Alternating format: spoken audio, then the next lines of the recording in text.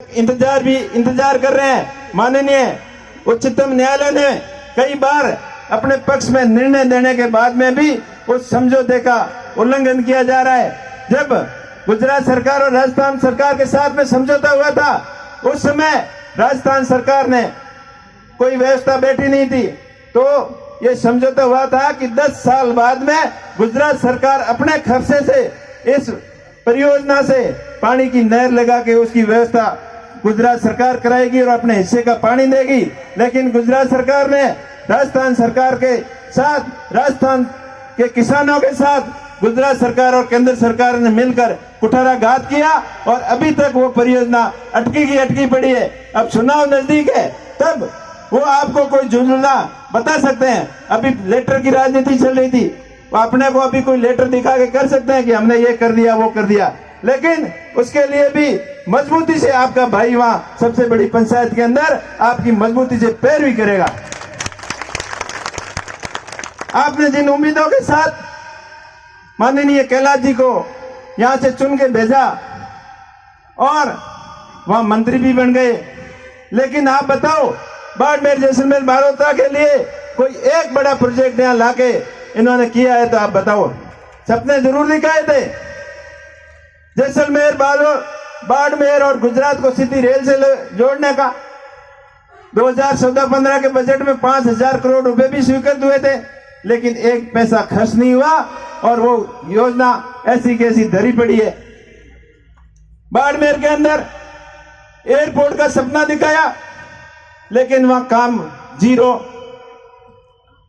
और अपने गुड़ामालानी के अंदर जो बाजरा अनुसंधान केंद्र का, वो भी जाते जाते लास्ट में एक पत्थर लगा के गए, लेकिन उनकी काम करने की नीयत होती साफ तो वो काम करके दिखाते। इन सब बातों से आप भली भांति जानते हैं। मैं लंबी चौड़ी बातें नहीं करता, पूर्व वक्ताओं ने सारी आपको बातें बता दी। मैं आपसे इतना ही कहूंगा कि आप मेरे ऊपर आशीर्वाद बन देना। मैं आपकी आवाज को, आपकी मूलभूत आवश्यकताओं को अपने बाड़मेर जैसलमेर बालोतरा के विकास के लिए हमेशा मजबूती से वहां आपकी पैरवी करूंगा, इसके अंदर कोई कमी नहीं छोड़ूंगा। अपने एरिया सीमावर्ती क्षेत्र है, हमेशा अभावों से गुजरा है, अकालों की मार झेलनी पड़ी, आंधी धूप और कड़ाके की ठंड का सामना सदियों से करता आया है। लेकिन अब धीरे धीरे कहते हैं नहीं, कुदरत हमेशा एक जैसी नहीं रहती, समय और परिस्थितियां बदलती रहती है। तो अब कुदरत की भी मेहरबानी बाड़मेर जैसलमेर के मरुस्थलीय इलाके के ऊपर होनी शुरू हो गई।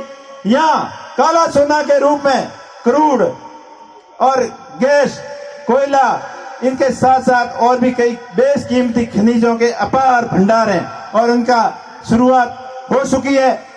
रिफाइनरी जो पिछली कांग्रेस सरकार ने 2013-14 के अंदर या उद्घाटन किया था, उसका काम धीमा तो जरूर हुआ, लेकिन प्रेशर से शुरू हुआ।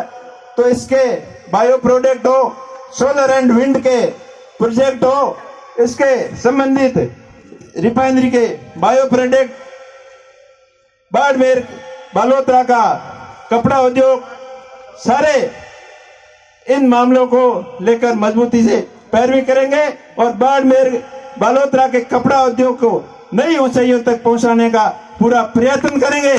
क्योंकि कपड़ा व्यापारी आज बालोतरा में सबसे ज्यादा परेशान है, उनके ऊपर पॉल्यूशन का डंडा हमेशा चलता रहता है, लेकिन केंद्र की सरकार उस पॉल्यूशन के ऊपर कोई विशेष बजट देकर इस कपड़ा उद्योग को जीवित करने के बजाय हमेशा डंडे की मार से उसको दबाने का प्रयास किया। कपड़ा बनता है महाराष्ट्र में, प्रोसेसिंग के लिए यहाँ आता है, कपास गंगानगर में होती है, कपड़ा बनने के लिए वहां जाती है। इसके ऊपर अगर मास्टर प्लान बनाकर धागा इंडस्ट्रीज को बढ़ावा देकर पूरी processing unit A to Z यहाँ बालोतरा में हो तो रोजगार की यहाँ कोई कमी नहीं रहती।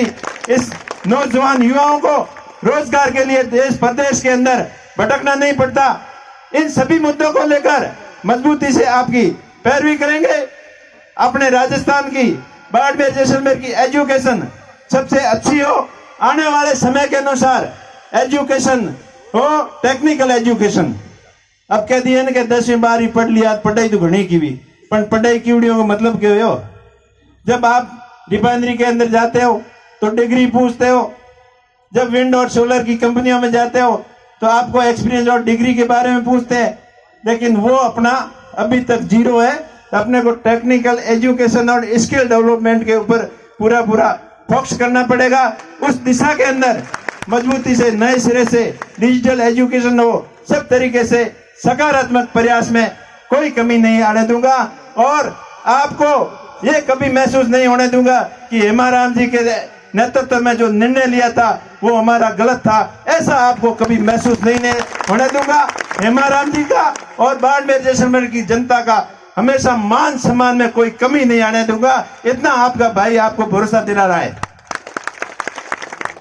एक बार पुनः आपसे अपील कि अभी आने वाली 3 तारीख को नामांकन सभा का प्रोग्राम बाड़मेर मुख्यालय पर रखा गया है, तो आप सभी से हाथ जोड़कर अपील करता हूं कि आप ज्यादा से संख्या में वहां पधार कर एक ऐतिहासिक नामांकन सभा को सफल बनाएं।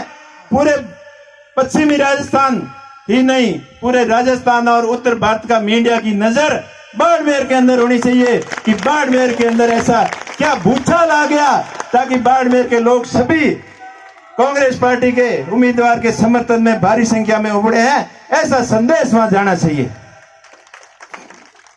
दूसरी बात पूर्व वक्ता ने बताई बूथ मैनेजमेंट की, तो नामांकन के बाद में अपना काम रहता है 36 कौम के सभी भाइयों को साथ में लेकर बूथ मैनेजमेंट अपना अच्छी तरीके से करें, ताकि मेरा बूथ सबसे मजबूत, ये सब कार्यकर्ता अपने मन के अंदर धारण कर लेंगे तो अपना जिस प्रयास कर रहे हैं उसमें 100% अपन सफल होंगे, अपने को कोई रोक नहीं पाएगा। दूसरी बात, अभी और भी कुछ सुनने में आया है कि मुकाबला त्रिकोणीय हो जाएगा। चाहे मुकाबला त्रिकोणीय हो चाहे चतुर्कोणीय हो, कुछ भी हो जाए, लेकिन इस बार बाड़मेर जैसलमेर की जनता ने मन बना लिया है कि कांग्रेस पार्टी के उम्मीदवार को और आरएलपी और कांग्रेस के गठबंधन को मजबूती प्रदान करने का जो पूरा मन बना लिया है वो जनता करके दिखाएगी। आखिर मैं आपसे अपील करता हूं, आप सबकी भावना के अनुसार आप लोगों को मन देकर मैं मारो निर्णय लियो है। 2 बार मैंने बहुत मार पड़ूड़ी है, वो कहन पसियो सही काल लगता ही पड़े जना लोगों में के हालत हुई, बेड़ी हालत मारी उड़ी है। तो आप हंगो अपील करूं कि आप मारी हर तरीके में मदद कर और ई बार हगड़ो हताइयो जमानो केड़ा आयो बेड़ो जमानो ले आयो। आप सबने हमारा घना घना राम राम, जय हिंद, जय भारत।